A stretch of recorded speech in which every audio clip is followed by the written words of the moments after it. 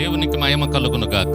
ప్రభునంతులరా, యేసుక్రీస్తు అతి పరిశుద్ధ నామంలో పునీత్ కుమార్ చేజర్ల అనే యూట్యూబ్ ఛానల్లో ఈ వీడియో చూస్తున్నటువంటి ప్రతి ఒక్కరికి కూడా పాస్టర్ పునీత్ కుమార్ అనేటువంటి నేను నా హృదయపూర్వక వందనాలు తెలియజేసుకుంటున్నాను. ప్రభునంతులరా, చాలా సంతోషం. మరొక దినం ఈ యొక్క క్లుప్త సందేశం ద్వారా మీ ముందుకు రావటం చాలా సంతోషంగా ఉంది. దేవుడే కృప చూపించి గత కాలం అంతా మనకు తోడుగా ఉండి నడిపిస్తూ ఉన్నాడు.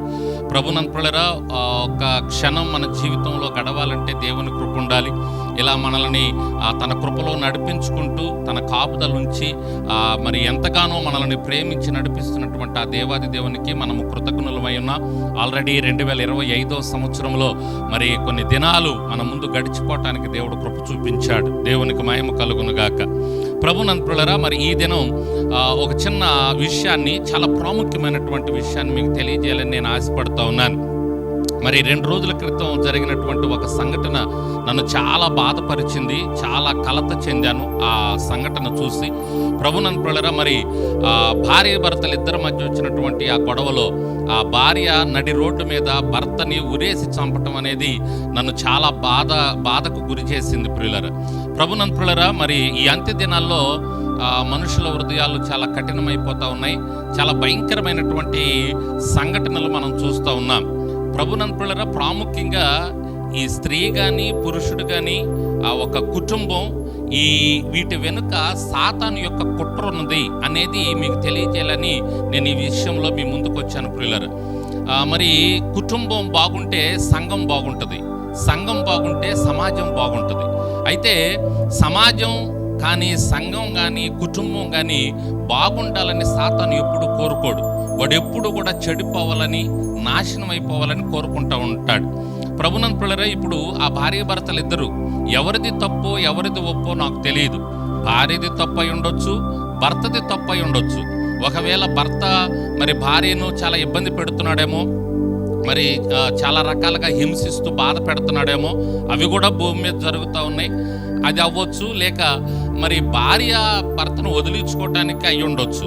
ఏది ఏమైనా వీటి వెనక మాత్రం సాతాను కుట్ర ఉంది అనేది మీకు తెలియచేస్తూ ఉన్నాను.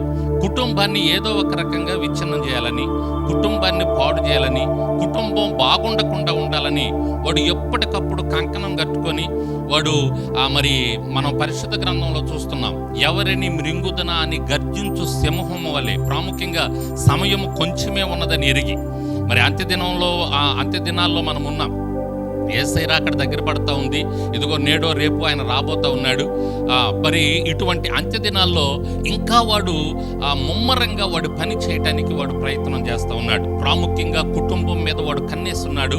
కుటుంబాన్ని ఏదో ఒక రకంగా విచ్ఛిన్నం చేయాలని, చెడగొట్టాలని, కుటుంబాన్ని నాశనం చేయాలని వాడు కంకణం కట్టుకొని ఉన్నాడు.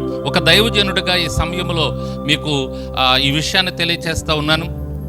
కుటుంబాల్లో చూస్తున్నటువంటి వారు ప్రభునంతులరా, మరి మీరు చాలా జాగ్రత్తగా ఉండండి. ప్రాముఖ్యంగా క్రైస్తవ కుటుంబాల మీద వాడు మరి ఎక్కువగా కన్నేసి ఏదో ఒక రకంగా చెడగొట్టాలని వాడు ప్రణాళికలు సిద్ధం చేసుకొని వాడు కుయుక్తులతో మన కుటుంబాల మీద వాడు దాడి చేస్తూ ఉన్నాడు. భర్తలారా, భార్యలారా, బిడలారా, కుటుంబీకులారా, కుటుంబంలో ఉన్నటువంటి వారలారా, మీరందరూ కూడా చాలా జాగ్రత్తగా ఉండి కొన్ని విషయాల్లో సర్దుకుపోవటానికి, జాగ్రత్త పడటానికి, అర్థం చేసుకొనటానికి, ఒకరికొకరు ఆలోచించుకొని ప్రభునంతులరా ముందుకు వెళ్ళటానికి మీరు చాలా జాగ్రత్త పడాలని ప్రేమతో కోరుకుంటూ ఉన్నాను. ఈ సమయంలో ఒక మాట తెలియజేస్తాను ప్రియులరా.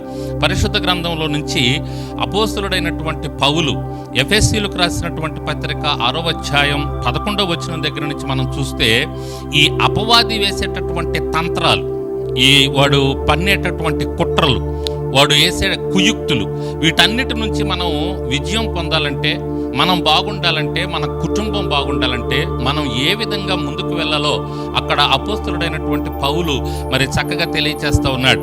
2 రోజుల క్రితం నాకు ఆ సంఘటన చూసినప్పుడు మరి చాలా కుటుంబాల్లో ఎటువంటి పరిస్థితులు ఉన్నాయి. ప్రభునంతులరా, ఎవరు త్వరపడద్దు, తొందరపడద్దు. ఇదంతా సాతాను కుట్ర.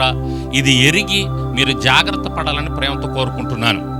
మీరు తీసుకోవాల్సినటువంటి కొన్ని జాగ్రత్తలు పౌలయ్య గారు చెప్పినటువంటి మాటల్లో నుంచి మీకు కొంచెం గుర్తు చేస్తాను. ఎఫెసీయులకు రాసిన పత్రిక 6వ అధ్యాయం 11వ వచనములో, మీరు అపవాది తంత్రములను ఎదిరించుటకు శక్తిమంతులగునట్లు దేవుడిచ్చు సర్వాంగ కవచమును ధరించుకొనండి. ప్రభునంతులరా, సాతాను తంత్రాలను మనం ఎదిరించాలంటే తప్పకుండా ఈ దేవుడిస్తున్నటువంటి సర్వాంగ కవచాలు ధరించాలి. మన శక్తి ద్వారా వాడిని జయించలేం, మన జ్ఞానము మన తెలివితేటల ద్వారా మనం జయించలేం. వాడు కుట్ర చాలా, వాడి ప్రణాళిక, వాడు ఒకటి మన కుటుంబం మీద బాణం విసిరాడంటే అది చాలా చాలా బలమైనదై ఉంటుంది. దాన్ని ఎదుర్కోవాలంటే మనం కూడా శక్తిమంతులమై ఉండాలి. ఆ శక్తి ఈ భూమి మీద దొరకదు మనకి. ఒకే ఒకటి, దేవుడిచ్చే సర్వాంగ కవచములను ధరించుకున్నట్టు ద్వారా మాత్రమే మనం శక్తిమంతులం అవుతాం. ఆ దేవుడిచ్చే సర్వాంగ కవచాలు మనం అక్కడ చూస్తూ ఉంటే చాలా చక్కగా కనపడుతున్నాయి. ఒక్కటిసారి చూడండి 14వ వచనములో, ఏలగనగా మీ నడుమునకు సత్యమును దట్టి కట్టుకొని నీతియను మైమరువు తొడుక్కొని పాదములకు సమాధాన సువార్త వలనైన సిద్ధ మనసును జోడు తొడుక్కొని నిలువబడడి. ఇవన్నీయుగాక విశ్వాసం అనే డాలు పట్టుకొనండి, దానితో మీరు దుష్టుని అగ్నిబాణములన్నిటినీ ఆర్పుటకు శక్తిమంతులవుదురు. మరియు రక్షణయను శిరస్త్రానమును దేవుని వాక్యమును ఆత్మ ఖడ్గమును ధరించుకొనుడి. ఒక సైనికుడు యుద్ధానికి వెళ్ళేటప్పుడు ఏమేమి ధరించుకుంటాడో వాటిని పోలికగా తీసుకొని వస్తూ మనం ఆత్మీయంగా ఏమేమి కలిగి ఉండాలో చాలా చక్కగా వివరించాడు ప్రియులరా. పౌలు నిజంగా దేవుని యొక్క జ్ఞానాన్ని పొందుకొని ఆయన పత్రికలు రాయటం జరిగింది. మనం ఆయన రాసినటువంటి విషయాలు చూస్తే చాలా అద్భుతంగా ఉంటాయి. ఇక్కడ మనం చూస్తున్నటువంటి ఈ భాగంలో ఈ సాతాను తంత్రాలు చూసారా, వాడు మన కుటుంబాల మీద వాడు పన్నేటటువంటి కుట్రలు, వాడు వేసేటటువంటి బాణాలు, వాటిని మనం చల్లార్చాలి అంటే, వాటిని మనం ఎదుర్కోవాలంటే, మన కుటుంబాలు శాంతి సమాధానముతో దేవుడిచ్చే కృపతో ముందుకు వెళ్ళాలంటే ఏమేమి మనం కలిగి ఉండాలో చక్కగా చెప్పాడు. మీరు తీరిగ్గా ఆలోచన చేయండి. ఆ సందర్భాన్ని చూస్తూ నాకున్నటువంటి కొద్ది సమయంలో మీకు ప్రాముఖ్యంగా తెలియచేస్తున్నటువంటి విషయం ఏంటంటే, విశ్వాసం అనే డాలు పట్టుకోండి, దేవుని మీద విశ్వాసం కలిగి ఉండండి. ఆ తరువాత రక్షణ అనే శిరస్త్రానము ధరించుకొని ఉండండి. చాలామంది కుటుంబాల్లో నమ్ముకొని ఉన్నారు కానీ ఇంకా రక్షణ పొందనటువంటి వాళ్ళు ఉన్నారు. మరి బాప్తిజం తీసుకున్నటువంటి వాళ్ళు ఉన్నారు. వారి పాపములు యేసు రక్తంలో కడగబడినటువంటి వాళ్ళు ఇంకా చాలామంది ఉన్నారు. మందిరానికి అయితే పేరుకి వెళ్తున్నారు. వాళ్ళ మీద సాతాను యొక్క కుట్ర బాగా పనిచేస్తుంది. కాబట్టి మీకు యేసు రక్తం కాపుదలగా ఉండాలి. కాబట్టి రక్షణ అనేది చాలా అవసరం. రక్షణ అనే శిరస్నానాన్ని కలిగి ఉండండి. ప్రభునంతులరా, ఆ తర్వాత మనం ప్రాముఖ్యంగా వాక్యం అనేటటువంటి ఆత్మ ఖడ్గమును ధరించుకుంటే వాడు వేసేటటువంటి ప్రతి కుయుక్తి నుంచి మనం జయాన్ని పొందుకోగలుగుతాం. వాడు వేసే బాణాలను మనం తిప్పి కొట్టగలుగుతాం మనకున్నటువంటి ఆత్మ ఖడ్గమైనటువంటి దేవుని యొక్క వాక్యముతో. ప్రభునంతులరా, దీన్ని మీరు చాలా జాగ్రత్తగా ఆలోచించండి. ఒకసారి అర్థం చేసుకుంటూ ఈ మాటలు ధ్యానం చేయండి. ప్రాముఖ్యంగా ఈ విషయాలు మీకు తెలియచేస్తూ ఉన్నాను. ప్రస్తుతం సాతాను చాలా ముమ్మరంగా పనిచేస్తూ ఉన్నాడు మన మీద, మన కుటుంబాల మీద. ప్రభునంతులరా, భర్తలు ఒకవేళ ఈ మాటలు వింటూ ఉంటే మీ భార్యలకు తెలియచేయండి. భార్యలు ఈ మాటలు వింటూ ఉంటే భర్తలకు తెలియచేయండి. మీ కుటుంబంలో మీ పిల్లలు మీరందరూ కలిసి ఏకీభవించి ఒక్కసారి ఈ మాటలు మీరు జాగ్రత్తగా పరిశీలన చేసుకోండి, అర్థం చేసుకోండి. సాతాను ప్రతి క్రైస్తవ కుటుంబం మీద ప్రస్తుత కాలంలో బాగా గురిపెట్టున్నాడు.